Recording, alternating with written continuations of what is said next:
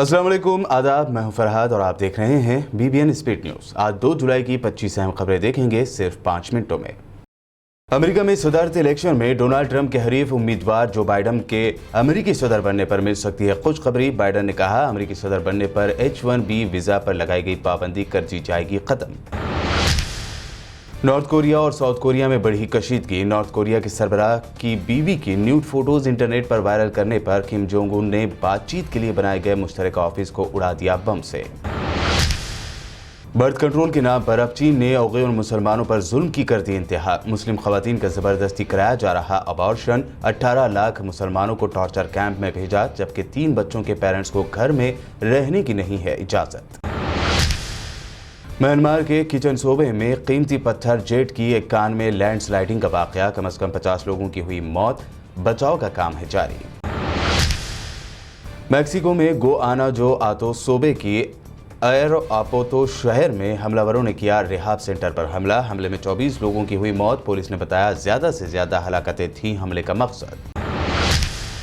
WHO के director ने कहा, दुनिया भर में कोविड-19 के 141 टीके किए जा रहे हैं तैयार। मिल रहा है दुनिया भर से ताउन, जल्द मिलेगी खुशखबरी।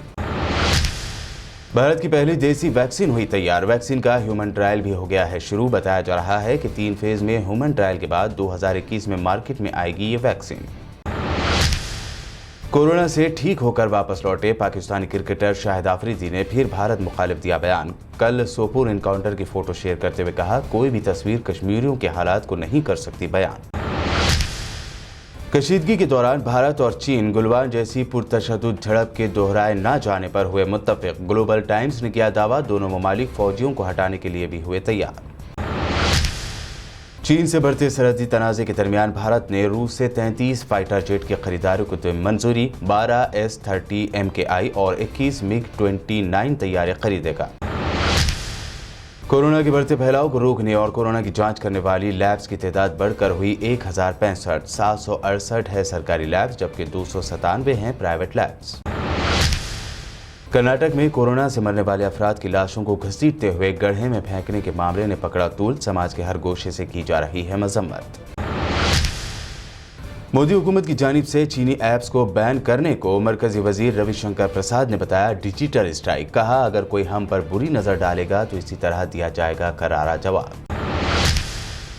कांग्रेस पार्टी की जनरल सेक्रेटरी प्रियंका गांधी को मकान खाली करने का मिला नोटिस, तो कांग्रेस ने इसे बताया हुकूमत की नीच हरकत। कहा, कांग्रेस क़यादत से अंधी नफरत और दुश्मनी का ये है खुला सबूत। राहुल गांधी ने मोदी सरकार पर रेलवे के प्राइवेटाइजेशन का इल्जाम लगाते हुए कहा, गरीबों की इस लाइफलाइन को भी छीना जा रहा है, अवाम इसका देगी करारा जवाब। सुशांत सिंह राजपूत की मौत की तहकीकात। मुंबई पुलिस ने की तेज। खबर है कि अब संजय लीला भंसाली को पूछताछ के लिए भेजा गया है समन। 1 या 2 दिनों में हो सकती है पूछताछ। हैदराबाद में दोबारा लॉकडाउन के निफाज की इत्तलात के दरमियान शहर में मुकीम आंध्राई अफराद अपने आबाई मकाम हो रहे हैं रवाना। बॉर्डर पर देखा गया ट्रैफिक।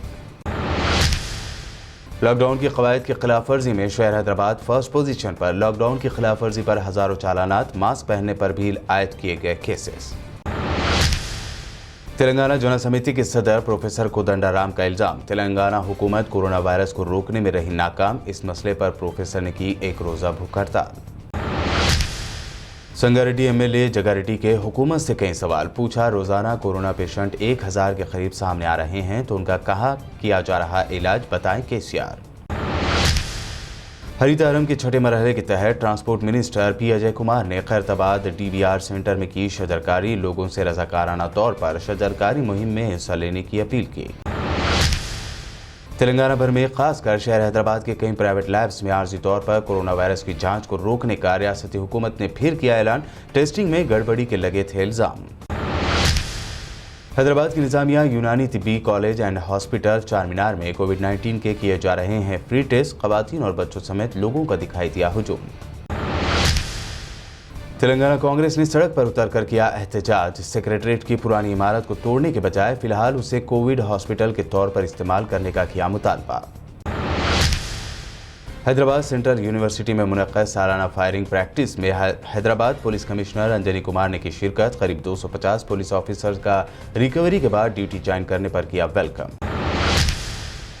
ये थी आज दिन भर की अहम 25 खबरें। मजीद अपडेट्स के लिए बने रहिए हमारे साथ और देखते रहिए BBN चैनल।